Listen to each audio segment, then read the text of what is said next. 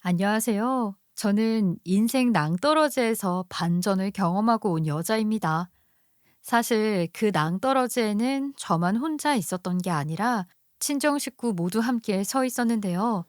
너무 큰 위기가 나눠서 오지도 않고 한 방에 맞다 보니 넋을 잃고 그냥 이렇게 다 끝나겠구나 하면서 체념하고 있었어요. 그런데 그때 비로소 주변 사람들이 다시 보이더라고요. 여러분은 진짜 내 사람이 언제 보인다고 생각하시나요? 솔직히 저는 그런 위기가 오지 않아도 충분히 제 사람은 알아볼 수 있다고 자신하면서 살았는데요. 제가 겪어보니 사람은 좋을 때가 아니라 진짜 끝자락에서 위태롭게 서 있을 때 보이는 거더라고요. 그리고 저도 그때서야 제대로 봤네요. 가차없이 돌아서는 사람과 손을 내미는 사람이 극명하게 갈리는 걸 말이에요. 그리고 정말 충격적인 건 그때 돌아선 사람 중 한 명이 바로 제 남편이었다는 건데요. 참 친정덕 보고 살 때는 간도 쓸개도 다 내어줄 것처럼 하더니 한순간에 달라지는 걸 보고 기가 막혔습니다. 결혼하고 8년이란 시간을 가족으로 산 사람이 힘들단 걸 알자마자 이혼 이야기를 숨도 안 쉬고 꺼내는 걸 보면서 이 인간 사람도 아니었단 걸 알게 되었죠. 이제부터 제가 겪은 이야기를 다 들어보시면 여러분도 이런 놈하고 갈라서고 온 걸 정말 잘했다고 하실 겁니다. 저는 어릴 때부터 아버지가 중장비 관련 일을 해오셨는데요. 우리가 태어나고부터 이 일로 우리 식구들 다 먹여 살렸는데 그 당시 가장 힘들었던 게 정기적으로 들어오는 일이 없어서 마음고생이 참 심했습니다. 그래서 엄마한테 자주 들었던 말이 이런 거였어요. 네 아빠가 다음 달에 일이 안 잡혀서 우리가 좀 더 아껴 써야겠어. 아빠 앞에서 용돈 없다는 말에서 신경 쓰이게 하지 말고 필요한 거 있으면 일단 엄마한테 와서 말해. 알았지? 아, 용돈 많이 주는 것도 아니면서 얼마나 더 아껴 쓰라는 거야. 아빠도 그냥 다른 아빠들처럼 직장 들어가면 안 돼? 저보다 3살 어린 여동생은 엄마가 이런 말을 할 때마다 평범한 회사에 다니지 않았던 아버지 상황을 탓했죠. 들쑥날쑥한 아버지 수입 때문에 여유로운 때도 있었지만 힘들 때는 용돈 받는 것도 불안한 느낌이 있었으니까요. 그리고 이런 말을 듣고 엄마도 속상해하며 우리 둘에게 이렇게 말했죠. 그래도 너희 태어나고부터 일 하나라도 더 해보겠다고 새벽같이 일어나서 공부에 자격증 따고 얼마나 힘들게 해왔는데 아니, 남도 아니고 가족이란 사람들이 그런 걸 몰라주면 되겠어? 엄마는 집에서 아빠가 눈치 보고 있고 그런 모습 볼 때마다 정말 속상해. 근데 너희까지 이러면 되겠니? 죄송해요. 아빠 앞에서 그런 이야기 절대 안 할게요. 네, 엄마. 저도 안 그럴게요. 잘 될 때는 좋다 그러고 힘들 때 툴툴대고 그럼 못 써. 그리고 각자 집안 형편에 맞게 사는 거지. 여행 좀 못 가면 어때? 옆에 친구들 보면서 비교하고 그러면 너만 괴로운 거야.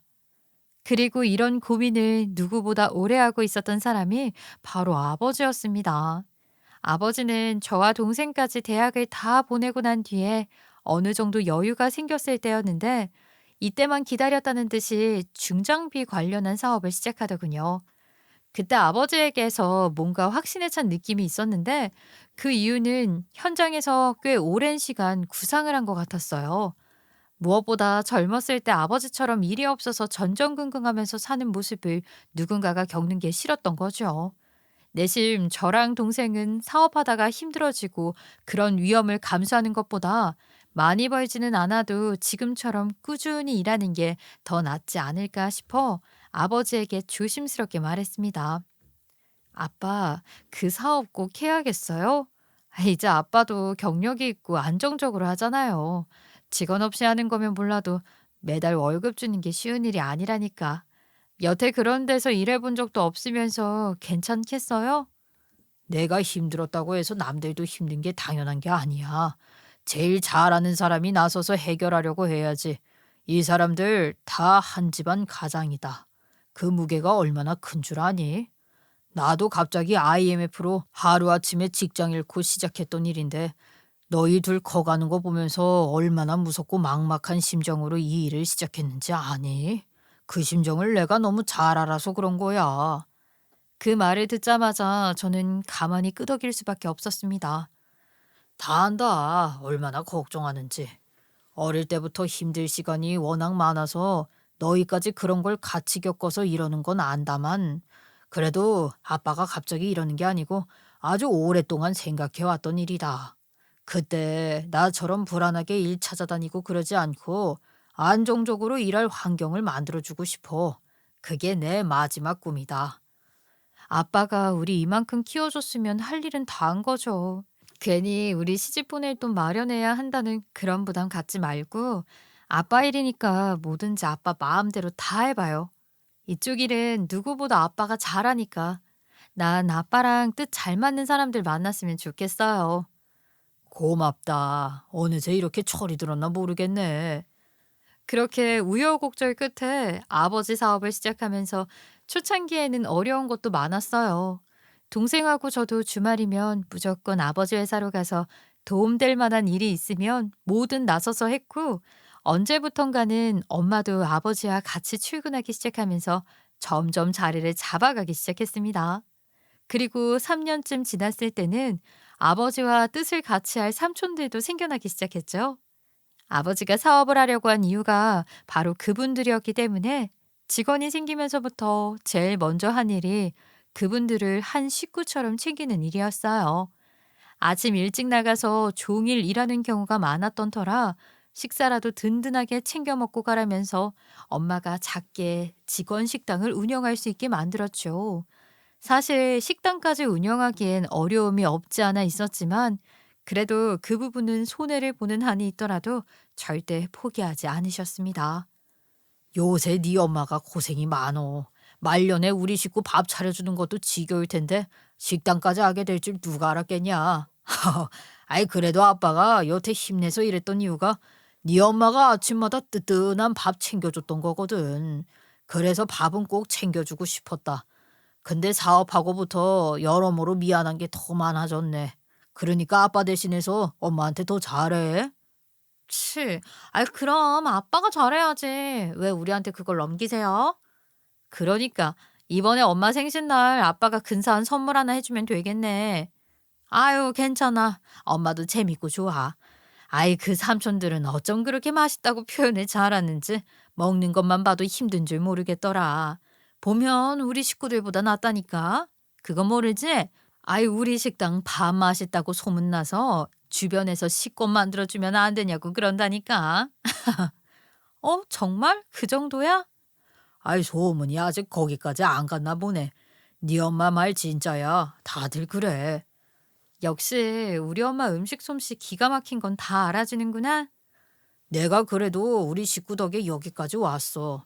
너희도 초반에 주말마다 와서 도와준 것도 그렇고 음식 솜씨 좋은 왕비님하고 똑똑한 두 공주님이 최고라니까. 아빠는 우리 식구들만 있으면 두려울 게 없다. 전과 다르게 어깨가 더 펴진 아버지를 보면서 오랜 시간 머릿속으로만 생각해왔던 일이 하나둘 현실이 되어가는 게 아버지도 행복한 것 같았습니다. 그렇게 아버지와 어머닌 사업을, 저랑 동생은 직장 생활을 열심히 해나가던 중에 아버지 회사에 다니던 삼촌 한 분의 소개로 지금의 남편을 만나게 되었어요. 남편은 교육자 집안에서 반듯하게 자란 외동아들이었고 아버지 회사 근처에서 직장을 다니고 있었는데요. 집안이 넉넉한 편은 아니었어도 우리 집과는 다르게 어릴 때부터 안정적인 환경에서 커왔다는 게 사람 성격에서도 느껴지더라고요.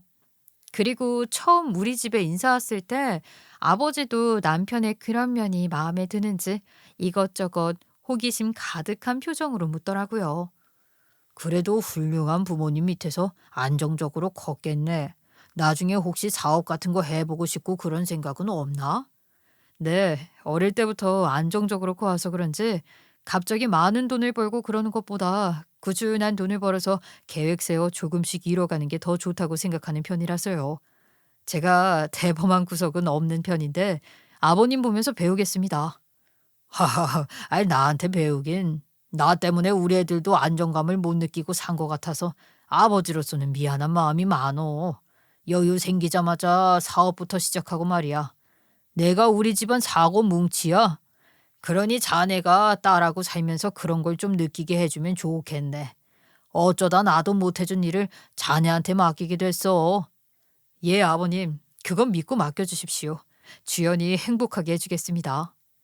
그때만 해도 아버지와 정반대의 성향인 남편과 살면서 저도 안정을 느끼고 믿고 의지할 수 있는 모습이 많았습니다. 일주일 단위로 가계부를 정리하고 뭐든지 계획적으로 돈을 쓰기 시작했죠. 또 10년 후의 목표를 세우면서 사는 것도 저한텐 익숙하지 않은 일이었지만 한 해가 갈수록 꿈이 가까워져 오는데 그런 재미가 또 있더라고요. 그 무렵 우리 둘이 사는 모습을 흐뭇하게 바라보던 아버지께서는 하루는 집에 와서 우리가 함께 써둔 칠판을 보더니 이렇게 묻더군요. 근데 자네 갖고 싶은 건 왜 여기 안 쓰여 있나? 주연이 것만 많이 있네. 아이, 그게 딱히 갖고 싶은 게 없어서요. 필요한 거 아니면 잘 안 사는 편이라. 아무리 사람이 아끼고 저축하면서 산다고 해도 갖고 싶은 거 하나씩 마련하고 그런 재미가 있어야 뭘 힘이 나지. 아니다. 말 나온 김에 자네 지금 나랑 어디 좀 가세. 거 빨리 옷 입고 준비해. 그리고 곧장 아버지는 백화점을 데려가더니 남편에게 고급 시계를 사주더군요. 남자가 좋은 시계 하나 있어도 돼. 잘 어울리네. 마음에 드나? 아유, 아닙니다. 괜찮습니다. 그리고 이렇게 비싼 걸 어떻게? 필요한 것만 사고 세상을 어떻게 살아? 내가 살아보니 남자가 뭣도 알고 좋은데 돈도 쓸 줄 알아야겠더라고. 자꾸 아끼기만 하면 쫌생이가 돼. 비싼 만큼 자주 하고 다니면 되지. 정말 저한테 필요가 없어서 그래요. 차라리 저 말고 이 사람 걸 사주세요. 내가 자네한테 해주고 싶다니까. 올해 내가 사업이 잘 돼서 여유가 있어서 그러는 거야. 그러니까 해줄 수 있을 때 받게. 그리고 나중에 여유 생기면 이런 것도 턱턱 살 배포가 있어야지 남자가. 안 그런가? 돈 보지 말고 마음에 드는 걸로 사. 초반에는 이렇게 아버지가 한 번씩 남편에게 큰 선물을 해줄 때마다 너무 미안해하면서 내내 마음 불편해하는 게 보이더라고요. 아버님께 내가 이렇게 비싼 걸 받아도 되는 걸까? 아, 아무리 거절해도 끝까지 골라보라고 그러셔서 얼떨결에 사긴 했는데 내가 해드려도 모자란 걸 덥석 받아와서 염치가 없네. 당신 기특하다고 그러더니 우리 아빠가 코트 30년씩 입고 그런 사람인데 또 쓸 때는 화끈하게 쓰거든. 그러니까 미안해하지 말고 기분 좋게 받아.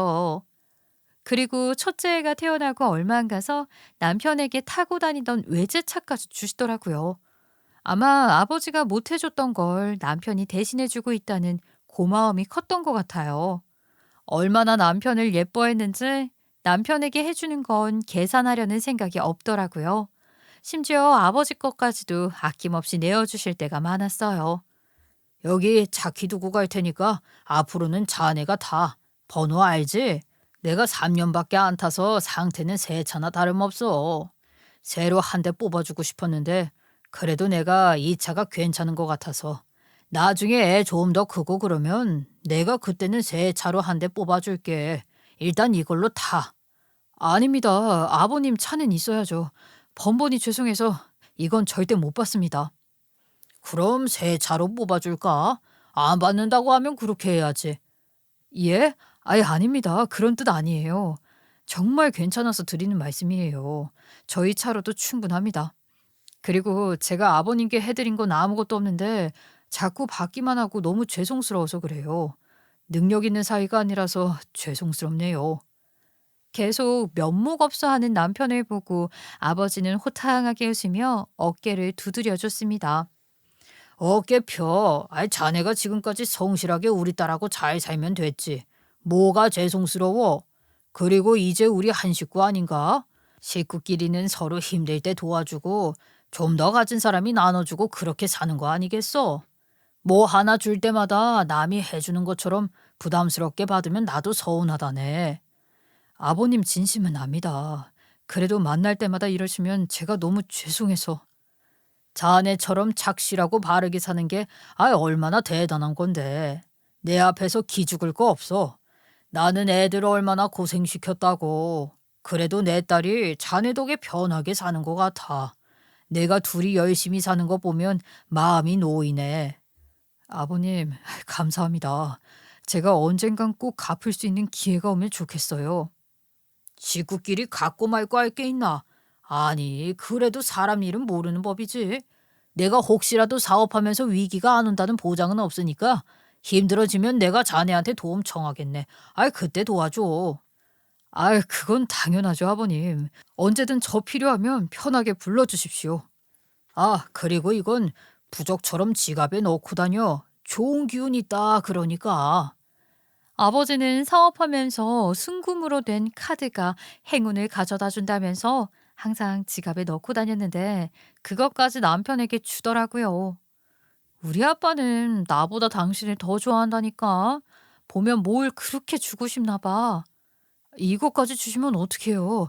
아버님, 괜찮습니다. 어른이 주면 그냥 봐도 미신인 건 알지만 이걸 넣고 다녔더니 정말로 좋은 일이 많이 생기더라고. 자네한테도 좋은 기운 주고 싶어서 내가 주는 거니까 갖고 있어. 애 키우면 돈 드는 일도 많으니까 가지고 있다가 힘들 때 쓰고. 그런데 이런 것도 익숙해지면 감사함을 잊는 걸까요? 갑자기 동생이 결혼하고부터 남편은 혼자 독차지하던 사위 자리를 나눠 가지기 시작해서 질투가 났는지 전과는 다른 사람이 되어가는 것 같았죠.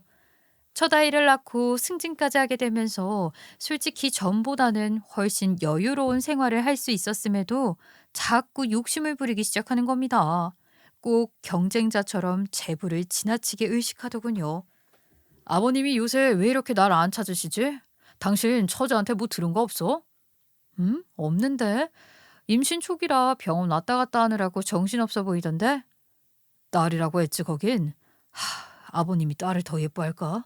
그래도 딸만 둘이었으면 우리 아들을 더 좋아할 것 같은데 왜 요새 애 보고 싶다는 말도 없고 분위기가 좀 이상하네. 그러더니 갑자기 아들에게 카메라를 들이밀고서는 이상한 걸 시키더라고요. 도저히 본인 힘으로는 역부족이다 싶었는지 애를 이용한 겁니다. 자, 여기 보세요. 할아버지 보고 싶어요. 머리 위로 하트 해볼까? 아니, 다시. 할아버지 보고 싶다고 여기 보고 말해봐. 자, 아빠 따라해. 할아버지 너무 보고 싶어요. 사랑해요. 이따가 할아버지 전화 오면 왜 우리 집에 안 오냐고 꼭 물어봐야 해. 아, 왜 애 데리고 뭐 하는 짓이야? 아버님이 우리한테 너무 관심이 없는 것 같으니까 그렇지. 나중에 애 크면 차도해 주신다고 그랬었는데 딱 보니까 그거 지금 처제 쪽으로 다 넘어가게 생겼어. 아무래도 이참에 아들, 딸 하나 이렇게 있는 게 더 좋을 것 같아. 나중을 생각해서라도 우리도 슬슬 둘째 갖자. 그쪽에 관심 뺏기면 안 되지. 무슨 관심을 뺏긴다고 그래. 우리가 애야 관심 받고 그러게? 분명히 아버님이 뭔가 해줄 준비하고 있다니까. 우리 모르게. 그 정도면 충분히 받았잖아. 그땐 그렇게 부담스러워하더니 뭘 더 바라는데. 걔는 우리 차까지 받고 그럴 동안 아무것도 못 받았어. 속 보이게 왜 그래? 생각을 좀 해봐. 자기 식구한테 돈 팍팍 쓰는 아버님 성격에 곧 애가 태어난다는데 가만히 있겠어? 나 때는 차였지만 지금은 건물이 될지도 모르고 처제가 당신한테 아무 말도 안 한다는 건 분명히 큰 걸 줘서 그런 거라니까. 그리고 욕심에 눈먼 남편은 얼마 안 가서 낯뜨거운 일을 벌이고야 말았습니다. 하루는 가족들이 저만 따로 친정에 부르더니 심각한 얼굴로 무언가 이야기를 하고 있더라고요. 정말 억울합니다. 아니, 사람을 어떻게 이렇게 나쁘게 만들 수가 있어요. 그렇게 안 봤는데 너무하네요. 아빠, 이 사람 절대 그럴 사람 아니에요. 그래, 다 안다. 내가 그거 따지자고 부른 게 아니야. 아유, 가족 간에 이게 무슨 일이라니. 그리고 제가 집에 들어선 순간 제부와 동생은 저를 원망스러운 눈빛으로 보더군요. 알고 보니 이 사달을 만든 원인이 바로 남편이었어요. 어? 왜? 무슨 일인데 그래? 언니, 형부 이러고 다니는 거 언니도 알고 있었어?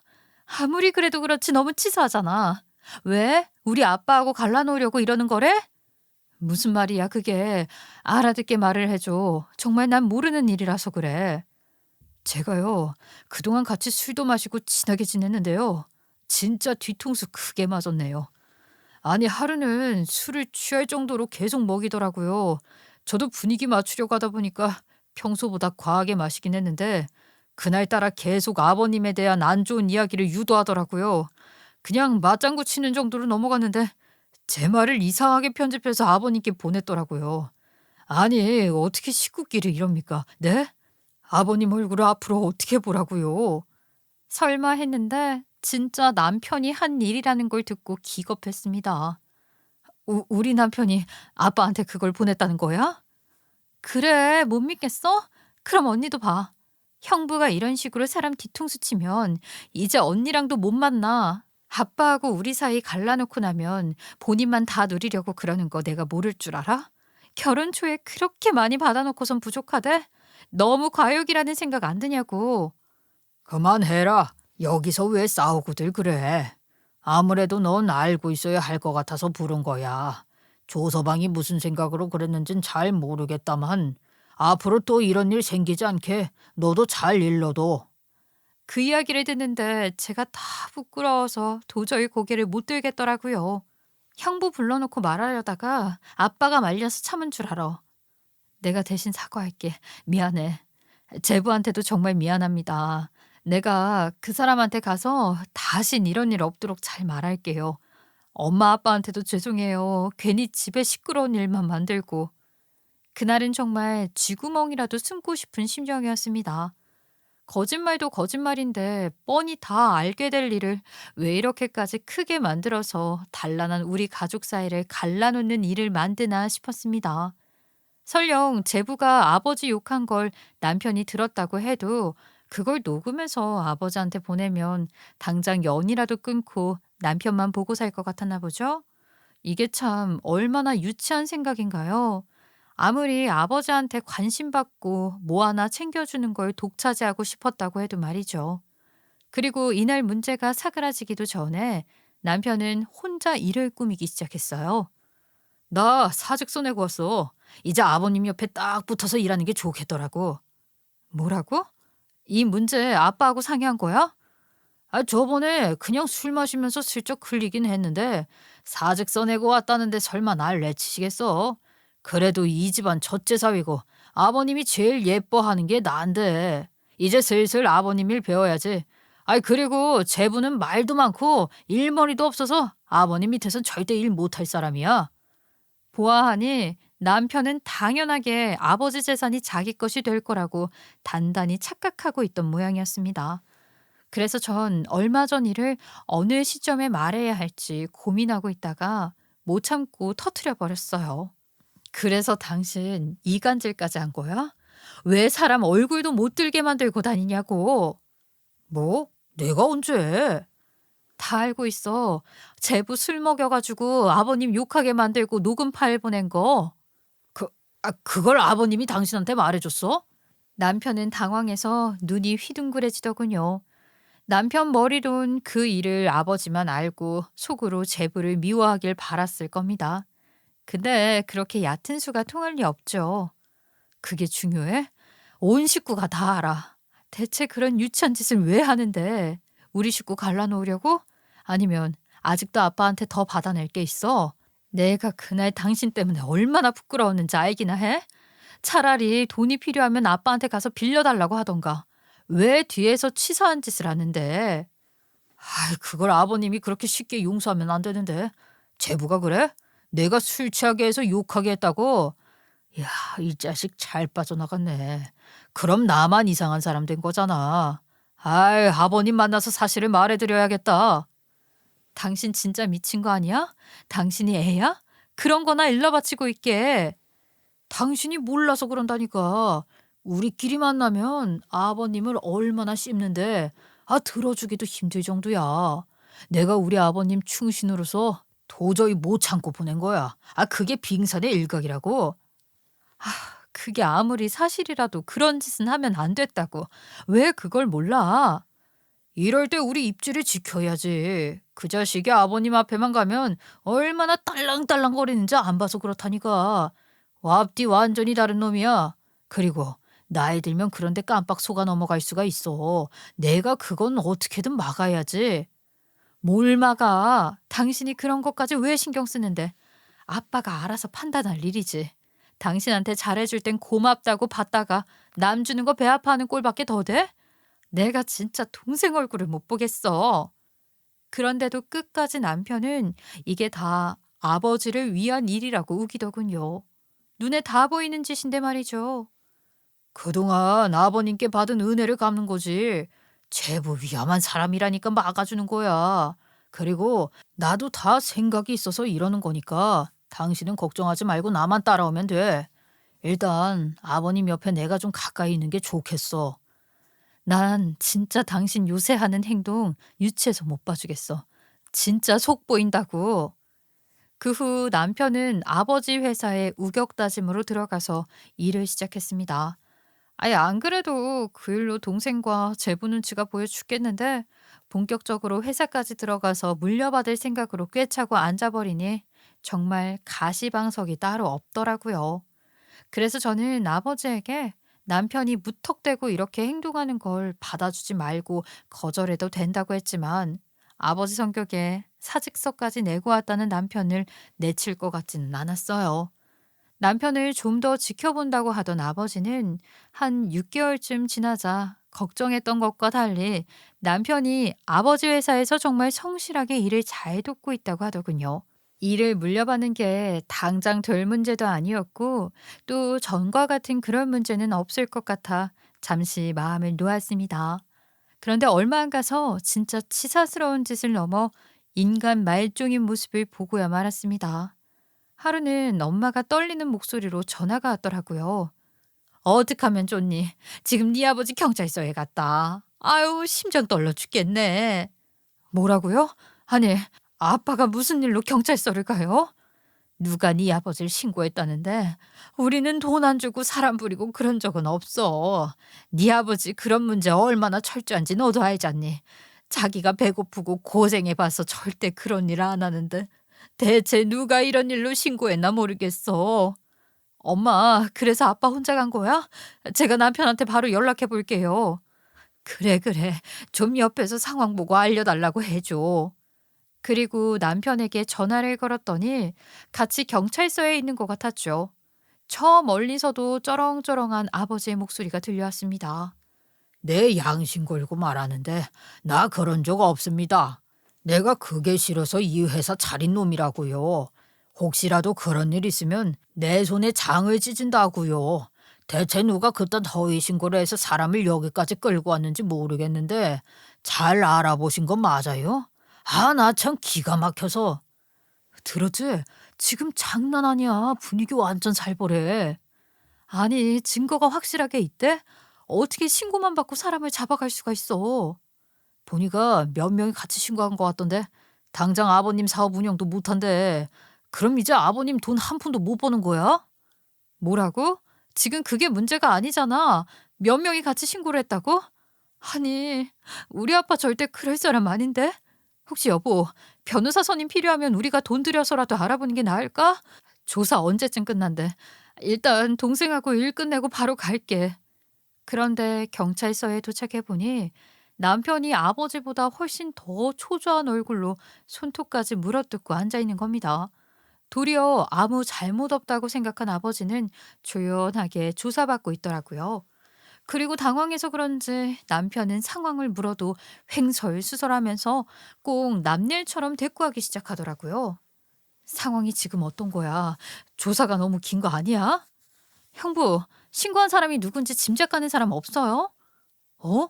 아, 나는 모르지. 아버님 사업도 온 지 얼마 되지도 않았는데. 아, 난 몰라. 그리고 형사 한 분이 다가와 남편에게 아버지 회사에서 일하고 있었냐면서 묻자 갑자기 손사래까지 치면서 우리에게 한 말을 그대로 반복하는 겁니다. 저는 무슨 몰라요밖에 말 못하는 사람인 줄 알았네요. 저는 모릅니다. 아무것도 몰라요. 아, 진짜 모른다니까요. 아는 거 하나도 없어요. 몰라요. 아, 진짜 답답하네. 당신은 모른다는 말밖에 못해? 그래도 우리 식구 중에 아빠 옆에서 일 도운 사람 당신밖에 없잖아. 그럼 누가 알아? 괜히 잘못 말했다가 나까지 들어가면 안 되니까 그렇지. 아이, 일단 그래도 우리는 밖에서 상황을 보고 아버님을 도와야 할 거 아니야. 그러니까 당신도 경찰이 물으면 절대 나 여기서 일했다고 말하면 안 돼. 알겠지? 그동안 아빠가 당신한테 그동안 어떻게 했는데 이럴 때 사위가 돼서 도움되는 일 하나도 안 하고 아무것도 모른다고 꿀먹은 벙어리처럼 이러고 있니? 진짜 한심해 죽겠다. 형부까지 잘못될까 봐서 미리 발 빼려고 그러는 거 아니에요? 아유, 아니야. 정말 몰라서 그러는 거야. 나는 따라다닌 것밖에 없어. 그리고 한참을 기다린 뒤에 아버지가 잠깐 시간이 나자 남편에게 따로 일을 지시하는 것 같았습니다. 당분간 회사 문을 닫아야 하는 상황이다 보니 급히 정리할 것들이 좀 많은 것 같았어요. 그리고 경찰서에서 곧장 회사로 가겠다던 남편은 그때부터 아무런 소식이 없었습니다. 전화기도 아예 꺼버렸더라고요. 저는 그때부터 불길한 예감이 엄습해 왔어요. 아니, 확신에 가까운 느낌이었죠. 그동안 아버지는 아들보다 더 살뜰히 챙겨줬는데 이 인간은 위기가 되니 혼자 빠져나갈 생각만 하고 있다는 생각이 드는 겁니다. 어느새 제부는 이 일을 듣고 친정에 와서 변호사부터 알아보고 일했던 사람들한테 연락을 돌리고 정신없이 있는데 우리 남편은 경찰서까지 가서도 모르쇠 하고 있다가 연락까지 두절되니 한심하기 짝이 없었죠. 형부 아직도 연락 안 되는 거야? 아까 경찰서에서 모른다고 할 때부터 알아봤어. 아니, 아무리 그래도 그렇지. 아빠 옆에 찰싹 붙어서 일까지 해놓고 이렇게 나 몰라라 하는 건 아니지 않아? 아니, 아빠가 그동안 형부를 얼마나 챙겼는데. 내가 진짜 번번이 이 인간 때문에 면목이 없다. 나도 지금 미치겠어. 그런데 그때 엄마가 이 이야기를 해주는 겁니다. 어, 그래 맞다. 네 아빠 방에 CCTV가 있을 텐데. 사람들이 가짜인 줄 아는데 그거 되는 거야. 네 아빠는 의심하는 것 같다고 하지 말자고 했는데 불안해서 엄마가 하나 해놓자고 했지. 그런 게 있었어요? 나도 몰랐는데. 정말요, 어머니? 일단 그걸 좀 봐야 할 것 같아요. 너무 찜찜하잖아요. 갑자기 사람이 아무것도 없이 이렇게 사라질 이유가 없잖아요. 아버님이 시킨 일도 제대로 했는지도 모르겠고. 그리고 그날 저녁 놀랍게도 친정에서 저를 찾아온 사람은 시어머니였습니다. 품에 봉투 하나를 들고 말이죠. 시어머니까지 대동해서 나타난 남편 놈은 얼마나 비겁한지 차 안에 앉아 있었고 정작 본인이 해야 할 말을 시어머니 등 뒤에 숨어서 전하려고 했던 거더군요. 예, 우리 애가 할 말이 있단다. 잠깐이면 돼. 지금 차 안에 숨어 있는 거예요, 저 인간? 웃기지도 않네. 아유, 너 말버릇이 그게 뭐니? 그래도 남편인데. 하기야, 이제 곧 끝날 사이에 그런 거 따져서 뭐 하겠니? 그리고 남편은 창문을 살짝 내려서 눈만 보이게 해뒀더군요. 제가 여기서 폭발해서 어떤 행동을 할지 예측 불가하다는 걸 본인도 잘 알고 있어서 이렇게 비겁하게 나오는 것 같았죠. 정말 그때는 그 눈 두 개를 콱 찌르고 싶다는 생각밖에 안 들었어요. 지금 이 상황에 어떻게 여기 숨어 있어? 야, 안 나와? 나 미치는 꼴 볼래? 넌 사람이 어떻게 이러냐? 우리 아빠 지금 경찰서 가 있는 거 몰라서 그래? 그동안 받은 게 있으면 네가 이렇게 나오면 안 되지. 사람이면 이러면 안 된다고. 나는 당신 아버님 빚까지 갚아줄 능력 안 돼. 이 상황에 이러는 건 당연하지. 이게 당연하다고? 나도 잘해주신 만큼 똑같이 잘했어. 그동안 받은 건 일하면서 많이 갚았다고. 나 같은 사위가 어딨어. 근데 내가 빚까지 넘겨받고 평생 내 인생 나락으로 떨어져서 힘들게 살 수는 없지. 나도 우리 식구가 있고 그런데. 빚? 우리 아빠 잘못 없는데 왜 빚을 넘겨받아? 야야, 경찰이 아무것도 없이 사람을 괜히 잡아간 줄 알아? 그 사람들이 바보냐? 진짜 당신은 세상 물정 아무것도 모른다. 지금 아버님 구치소에 있다고 현실을 알아야지. 그러니까 이혼 도장이나 좋게 찍어. 이쯤에서 빨리 정리하는 게 서로 피해 안 보고 좋을 것 같아. 진심이야? 진짜 생각하고 하는 말이냐고. 인간 말종이나 하는 짓을 하네?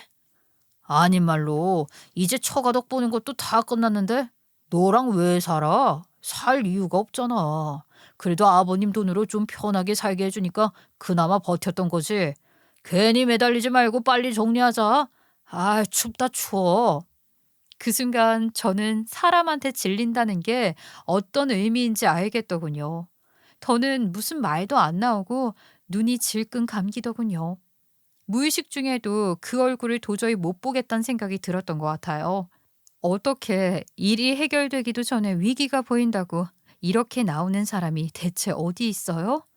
더 괘씸한 건 제 옆으로 다가온 시어머니가 품에 안고 있던 봉투, 바로 이혼 서류를 내미는 겁니다. 얼른 정리하자. 여기서 시간 끌 거 없이. 어머니도 이러시는 거 아니에요.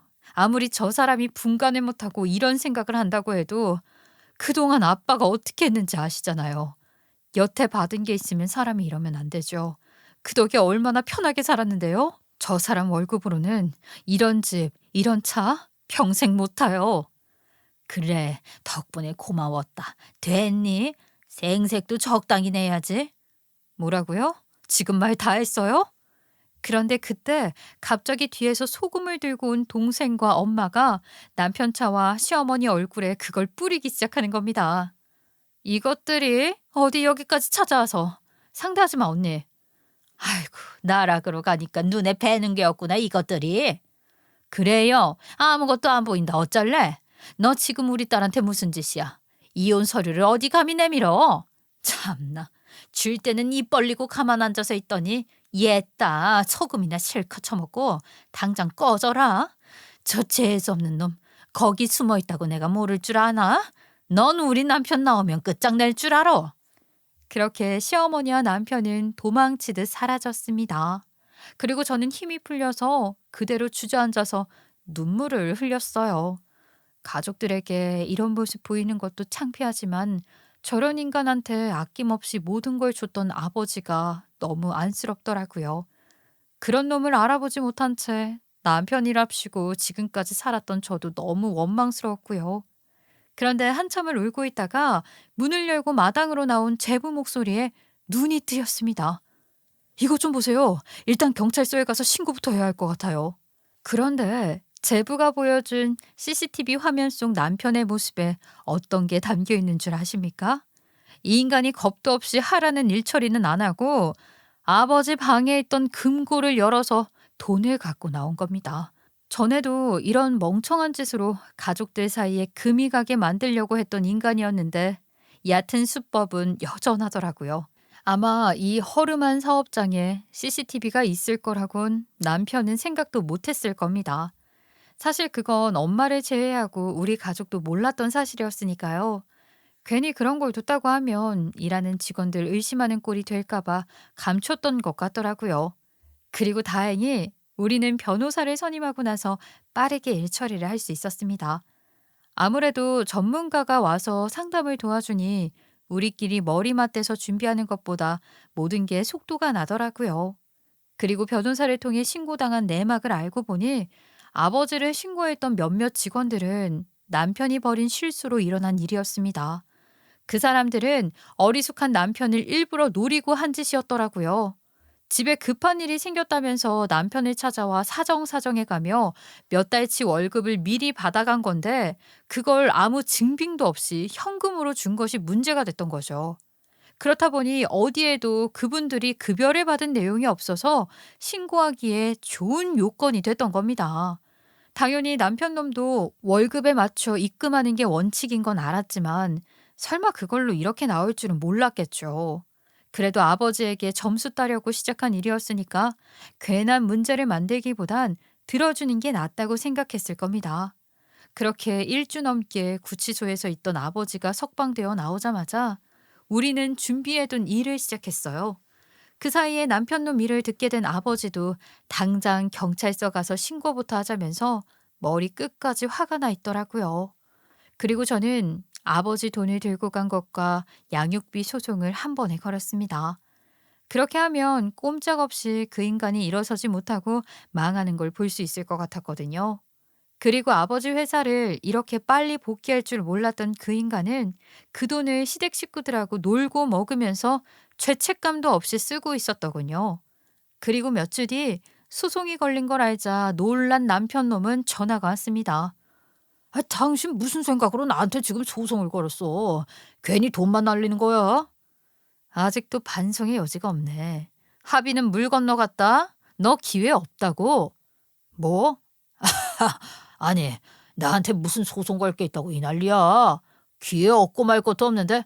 아, 이혼당한 게 그렇게 억울해. 나랑 되게 살고 싶었던 모양이네. 당신이 아무리 자작극을 해도 내가 잘못한 건 아무것도 없어. 아, 진짜 몰랐구나. 그러니깐 그런 멍청한 짓을 하지? 뭐? 멍청한 짓? 그래, 너 혹시 아빠 사무실에 있던 CCTV 아저씨들이 가짜라고 그러지? 근데 그거 가짜 아닌데 어떡할래? 당신이 일 터지자마자 금고에서 돈 들고 쥐새끼처럼 사라지는 게 떡하니 찍혔거든? 왜 그게 언젠간 당신 돈이 될 것 같아서 멋대로 썼어? 근데 그거 우리 아빠 돈이지? 그리고 넌 도둑질한 거고. 제발 머리 좀 써라. 내가 미쳤다고 증거도 없이 소송을 걸었겠니? 그 말에 남편은 갑자기 목소리를 바꾸며 저자세로 이야기를 했습니다. 그리고 또 말도 안 되는 헛소리를 시작하더군요. 아니, 그거 그냥 달아놓은 거라고 그랬는데 정말 되는 거였다고? 잠시만 여보. 일단 내가 아버님 찾아뵙고 오해만 풀게 해주면 안 될까? 그때 내가 가져간 건 쓰려고 가져간 게 아니라 혹시 다른 사람들이 갖고 갈까 봐 내가 따로 보관해 둔 거였거든? 그게 방금 짜낸 핑계야? 네 머리가 굴러봤자 고작 거기서 거기지. 기발한 게 나올 줄 알았더니 고작 그거야? 그럼 그 돈 지금 바로 보내줄 수 있겠네? 보관했다면서. 어? 그게 지금 바로는 좀 곤란하고. 왜? 이미 다 써서 없지? 내가 모를 줄 알아? 그럼 앞으로도 변명 잘 만들어서 법정 가서 실컷 떠들어봐. 가짜는 그 변명을 과연 누가 들어줄지 궁금하네. 아, 그리고 양육비도 안 보내면 어떻게 되는지 알지? 여보, 잠시만. 나 한 번만 만나줘. 나 사실 그 돈 부모님이 갑자기 필요한 데가 있다고 그래서 빌려줬는데 꼭 아버님께 갚을 거야. 약속해. 어떻게든 갚을게. 그러니까 만나서 좋게 합의하자. 제발. 우리 아빠 돈 보관했다더니 이젠 빌려줬다고?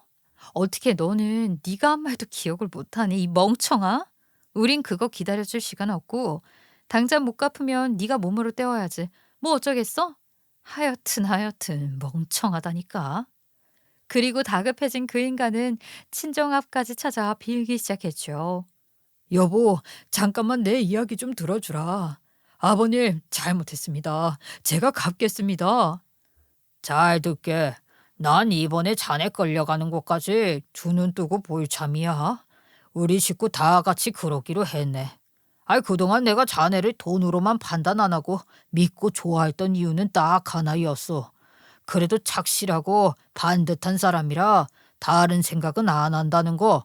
근데 이번에 보니까 내가 사람을 아주 잘못 봤더라고. 아마 이번 일이 자네를 제대로 보라고 생긴 모양이야. 아버님, 마지막으로 한 번만 기회를 주십시오. 지금 집안에서 투자를 잘못하는 바람에 일이 너무 커졌는데 도와줄 사람이 아버님밖에 없습니다. 제가 일하면서 그 빚 갚으면 안 되겠습니까? 아버님. 아버진 말없이 남편을 등지고 돌아섰습니다. 그리고 그 인간을 마지막으로 처치한 건 저와 여동생이었죠. 동생은 이번만큼은 소금으로는 안 될 것 같다면서 마당에 있던 호수를 틀어 남편에게 뿌리기 시작했습니다. 야, 이번엔 소금으로 안 끝나. 그때처럼 돈 들고 쥐새끼처럼 나가보시지. 말 같지도 않는 소리 자꾸 하네. 우리 아빠 돌아서는 거 봤지? 그게 이제 어떤 의미인지 제대로 알게 될 거야. 야, 저 주둥이에다가 확 쏴버려라. 다시는 말 못하게 막아버리자. 듣기 싫어 죽겠네. 안 가? 우리 집에서 당장 꺼지라고. 그날을 마지막으로 저는 남편과 완전히 인연을 끝냈습니다. 그 주둥이에 아무리 물을 뿌리고 해도 속이 시원하질 않았는데 결국 아버지 돈을 못 갚고 합의도 안 해줘서 징역 신세를 면하지 못한 상황이 되니 묵은 채증이 좀 가시는 기분이더라고요. 과연 그게 돈 때문인지 자기 마음가짐 때문인지는 본인이 언젠가는 깨닫게 되겠죠. 그리고 이번 기회에 전 남편에게 사람이 등 돌리는 게 어떤 기분인지 제대로 알려주고 싶었기에 시댁에서 아무리 사정을 해와도 요지부동으로 단호함을 유지했습니다. 그리고 우리 가족은 이 일로 전보다 훨씬 더 끈끈해졌는데요. 아버지가 믿어주는 가족만 있어도 세상에 못할 게 없다고 한 그 말이 어떤 의미인지 이제는 좀 알 것 같습니다. 여러분도 주변의 가족뿐 아니라 힘든 순간에 손을 내밀고 또 잡을 수 있는 그런 존재를 만드셨으면 좋겠습니다. 제 기가 막힌 결혼 생활 이야기 들어주셔서 감사하고요. 다들 건강하세요.